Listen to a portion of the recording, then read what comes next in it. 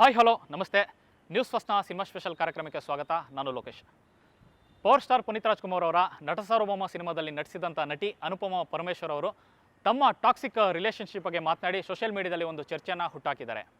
ಅನುಪಮಾ ಅವರ ಒಂದು love story ಬಗ್ಗೆ ಮಾತನಾಡೋದಾದರೆ, ತಮಿಳಿನ ಖ್ಯಾತ ನಟ ಚಿಯಾನ್ ವಿಕ್ರಮ್ ಅವರ ಪುತ್ರ ಧ್ರುವ್ ವಿಕ್ರಮ್ ಅವರ ಜೊತೆ ಒಂದು ಪ್ರೀತಿಯಲ್ಲಿರ್ತಾರೆ. ಇಬ್ಬರು ಸೇರಿ ಬೈಸನ್ ಅಂತ ಒಂದು ಸಿನಿಮಾದಲ್ಲಿ ನಟಿಸ್ತಾ ಇರ್ತಾರೆ. ಆ ಒಂದು ಸಿನಿಮಾದ ಮೂಲಕ ಇಬ್ಬರ ಪರಿಚಯ ಆಗುತ್ತೆ.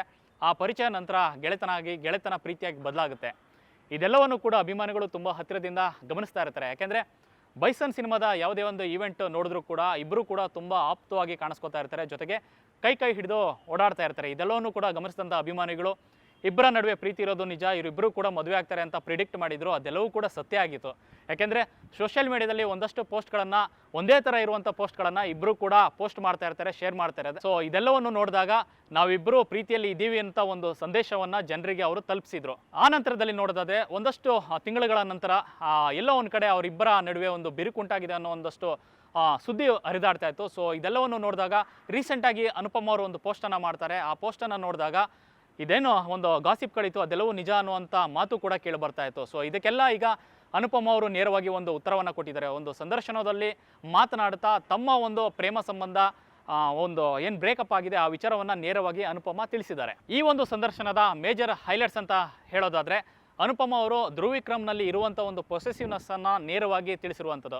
ಧ್ರುವ್ ವಿಕ್ರಮ್ ಏಜನ್ನು ನೋಡಿದರೆ ಇಬ್ಬರ ನಡುವೆ ಕೂಡ ಒಂದು ಏಜ್ ಗ್ಯಾಪ್ ಇದೆ. ಯಾಕೆಂದರೆ ಅನುಪಮ ಅವರು ಧ್ರುವ್ಗಿಂತ ಒಂದು 2 ವರ್ಷ ದೊಡ್ಡವರಾಗಿರ್ತಾರೆ. ವಿಪರ್ಯಾಸ ಅಂತಂದರೆ ಬೈಸನ್ ಸಿನಿಮಾದಲ್ಲೂ ಕೂಡ ಇದೇ ಥರದೊಂದು ಕ್ಯಾರೆಕ್ಟರ್ನ ಮಾಡಿರ್ತಾರೆ. ಯಾಕೆಂದರೆ ಆ ಒಂದು ಸಿನಿಮಾದಲ್ಲಿ ಧ್ರುವ್ಗಿಂತ ಅನುಪಮ ಅವರು 2 ವರ್ಷ ದೊಡ್ಡವರಾಗಿರ್ತಾರೆ. ಸೊ ಅದೇ ಥರ ನಿಜ ಜೀವನದಲ್ಲೂ ಕೂಡ ಇರುವಂಥದ್ದು ನಿಜ.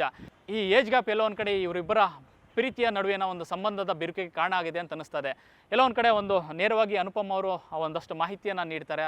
ಈ ಒಂದು ಮಾಹಿತಿಯ ನಡುವೆ ಒಂದು ಚಿಯಾನ್ ವಿಕ್ರಮ್ ಅವರು ನಟಿಸಿರುವಂಥ ಅನಿಯನ್ ಸಿನಿಮಾದ ಒಂದು ಉದಾಹರಣೆಯನ್ನು ತೆಗೆದುಕೊಳ್ತಾರೆ. ಚಿಯಾನ್ ವಿಕ್ರಮ್ ಅವರ ಅನಿಯನ್ ಸಿನಿಮಾ ತೆಗೆದುಕೊಳ್ಳೋದಾದರೆ ಆ ಒಂದು ಸಿನಿಮಾದಲ್ಲಿ 3 ಶೇಡ್ ಇರುವಂಥ ಕ್ಯಾರೆಕ್ಟರ್ನ ವಿಕ್ರಮ್ ಅವರು ನಟಿಸಿರ್ತಾರೆ.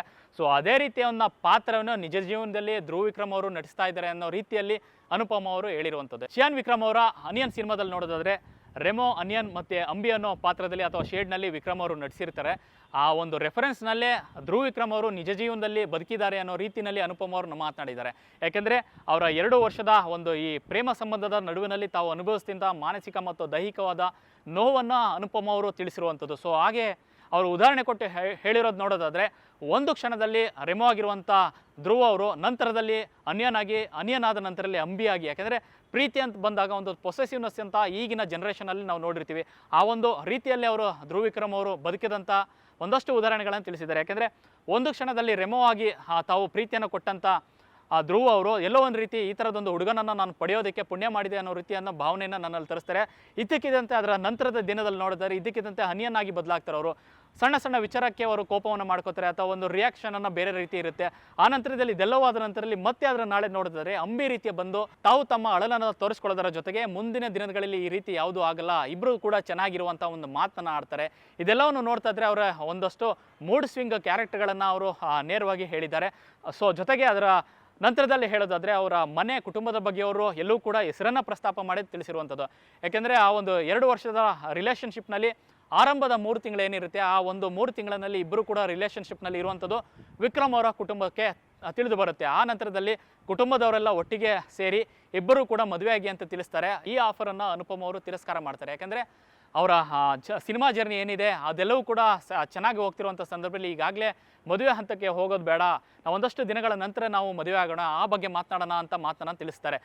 ಸೊ ಇದೆಲ್ಲವನ್ನು ಕೂಡ ಅವರ ಕುಟುಂಬದವರು ಕೂಡ ಒಪ್ಪಿಕೊಳ್ತಾರೆ. ಧ್ರುವ್ ಅವರ ಮೂಡ್ ಸ್ವಿಂಗು ಎಲ್ಲೋ ಒಂದು ರೀತಿ ಸಾಕಷ್ಟು ನೋವನ್ನು ಅನುಪಮ ಅವರು ತರ್ತಾರೆ. ಯಾಕೆಂದರೆ ಸಾಕಷ್ಟು ವಿಚಾರದಲ್ಲಿ ಅವರು ಹಿಡಿತವನ್ನು ಸಾಧಿಸೋಕೆ ಹೋಗ್ತಾರೆ.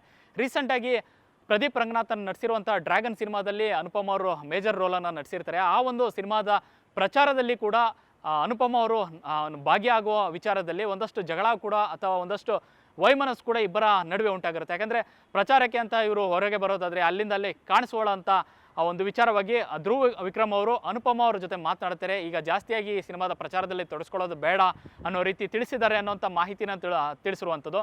ಸೊ ಇದೆಲ್ಲವೂ ಕೂಡ ಎಲ್ಲೋ ಒಂದು ಕಡೆ ಅನುಪಮ ಅವರಿಗೆ ಸಾಕಷ್ಟು ಹರ್ಟನ್ನು ಮಾಡಿರುತ್ತೆ. ಯಾಕೆಂದರೆ ನನ್ನ ಒಂದು ಜೀವನದ ಒಂದಷ್ಟು ವಿಚಾರಗಳನ್ನು, ನಿರ್ಧಾರಗಳನ್ನು ಮತ್ತೊಬ್ಬರ ಕೈಗಿಟ್ಟು ಬದುಕೋಗೋ ನನಗೆ ಆಗೋದಿಲ್ಲ.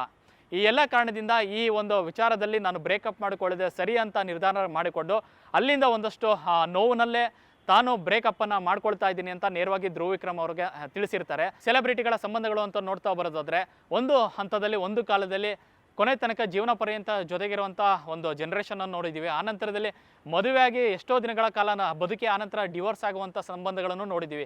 ಈಗ ಎಲ್ಲೋ ಒಂದು ಕಡೆ ರಿಲೇಷನ್ಶಿಪ್ ಆಗಷ್ಟೇ ಸ್ಟಾರ್ಟ್ ಆಗಿರುತ್ತೆ. ಆ ಒಂದು ರಿಲೇಷನ್ಶಿಪ್ಗೆ ಒಂದು ಅರ್ಥ ಬರೋಷ್ಟರಲ್ಲೇ ಎಲ್ಲವೂ ಕೂಡ ಕಳೆದು ಹೋಗುವಂತಹ ಅಥವಾ ಮುರಿದು ಹೋಗುವಂಥ ಸಂದರ್ಭಕ್ಕೆ ಈಗ ಬಂದು ನಿಂತಿರುವಂಥದ್ದು. ಸೊ ಇದೆಲ್ಲವನ್ನು ನೋಡಿದಂಥ ಅಭಿಮಾನಿಗಳು, ಯಾಕಂದರೆ ಎಲ್ಲೋ ಒಂದು ಕಡೆ ಧ್ರುವ್ ವಿಕ್ರಮ್ ಮತ್ತು ಅನುಪಮ ಅವರ ಸಂಬಂಧ ಚೆನ್ನಾಗಾಗಲಿ, ಇವರಿಬ್ಬರು ಕೂಡ ದೀರ್ಘಕಾಲ ಬದುಕಲಿ ಅಂತ ಏನೋ ಬಯಸಿದಂಥ ಅಭಿಮಾನಿಗಳು ಕೂಡ ಒಂದು ನೋವನ್ನು ನಾವು ನೋಡ್ತಿದ್ದೆ. ಯಾಕಂದರೆ ಅಂಥ ಅದ್ಭುತವಾದ ಜೋಡಿ ಆದಷ್ಟು ಬೇಗ ದೂರ ಆಗ್ತಿದೆಯಲ್ಲ ಅನ್ನೋದು ಕೊರಗಾಗಿರುವಂಥದ್ದು. ಇದು ಒನ್ ಸೈಡ್ ಸ್ಟೋರಿ. ಆದರೆ ಮತ್ತೊಂದು ಕಡೆ ಧ್ರುವ್ ವಿಕ್ರಮ್ ಅವರು ಎಲ್ಲೂ ಕೂಡ ನೇರವಾಗಿ ಈ ವಿಚಾರವಾಗಿ ಮಾತನಾಡಿದಿಲ್ಲ. ಸೊ ಅವರ ಒಂದು ಉತ್ತರಕ್ಕಾಗಿ ಅಭಿಮಾನಿಗಳು ಕಾಯ್ತಾ ಇದ್ದಾರೆ. ಒಟ್ಟಿನಲ್ಲಿ ಏನಾದರೂ ಆಗಲಿ ಇಬ್ಬರು ಕೂಡ ಜೊತೆಯಾಗಿ ಮತ್ತೆ ಒಂದಾಗಲಿ ಅನ್ನುವಂಥದ್ದು ಲಕ್ಷಾಂತರ ಅಭಿಮಾನಿಗಳ ಮಾತು. ಇದಿಷ್ಟು ಈ ಹೊತ್ತಿನ ವಿಶೇಷ. ಹೆಚ್ಚಿನ ಅಪ್ಡೇಟ್ಸ್ಗಾಗಿ ನೋಡ್ತೀರಿ ನ್ಯೂಸ್ ಫಸ್ಟ್, ನಿರ್ಭೀತಿಯಿಂದ ನಿಮ್ಮ ಪರವಾಗಿ.